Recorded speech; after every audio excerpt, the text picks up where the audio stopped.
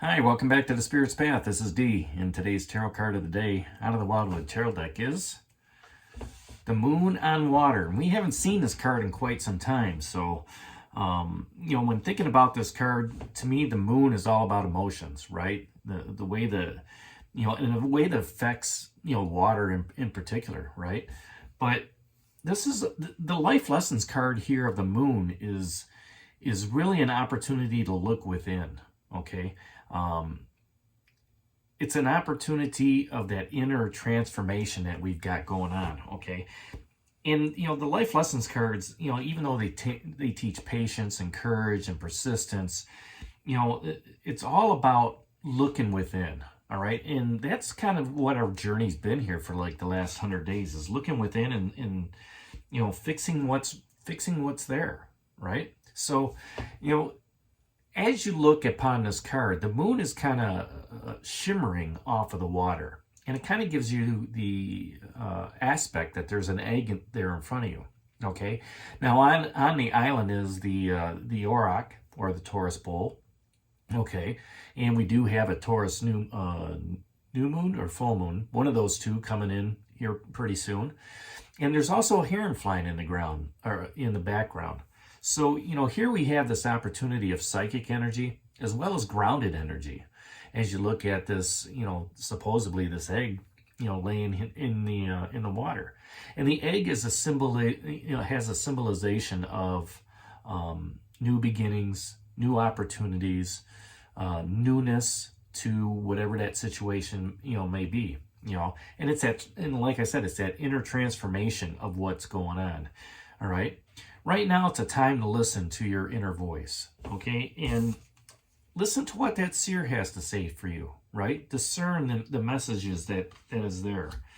Understand that, that discernment leads to balance, okay? And your spirit guides are guiding you as well, with the other major arcana cards, the pole star. For the star and the moon to, show up twice, in the reading, all right? To me, that's significant healing within, okay, as well as discernment of what's going on within you, listening to that inner voice, right? And when we can listen to what that inner voice has to say, we can reflect on what our soul is trying to tell us. Okay, it's a time of emotional energy.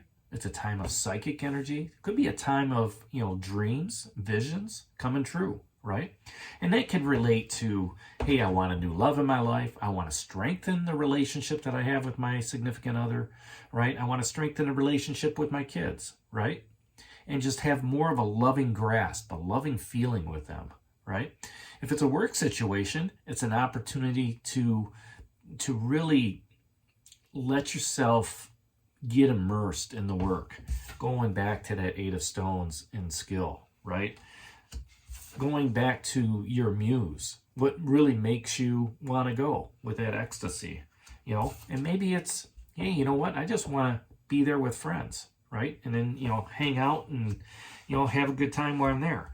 And it's all about having that balance, right? Balance between emotions, the balance between the mastery, the working hard, right? And just looking at it saying, you know what, I've done such a great job that, thank you. You can look up at that full moon, that new moon, and just let yourself go to, like that pole star. Let yourself go emotionally, right? Just let it out if you have to.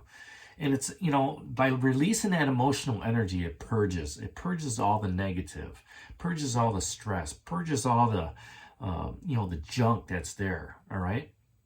And, once it's gone, let it go. Don't grab it and pull it back. Right. It's a time to, explore those hidden desires that you want, and, those desires that you want with that, strengthening that relationship, the desires of, achieving the goals that you have career-wise, right? Achieving the desires of, I want a great social network to where, there's support there, right? And of course, when you're talking about your spiritual path, the desires of, being able to commune and have that balance with your ancestors, with those that have passed on, with those that have moved on, as well as your ascended masters, right? Talking with them and understanding, hey, where am I going? What is my path, right? Help me move forward. Help me discern the messages that are out there from others so I can continue moving forward. And, when the consciousness of the universe is great to behold, then you start to understand, how the moon works in your life, right? Understanding how, it pulls this stuff out, but also brings new stuff in, right? And able to, you're able to look at life in a different view, right? Contemplating, what is there and what it is that you can use to strengthen it, right? In that relationship, at work, however you want to look at it. And use that gift that the universe has given you to continue moving forward, to understanding what's inside yourself, to speak from the heart, speak from the soul, to the universe, to the moon, to your significant other.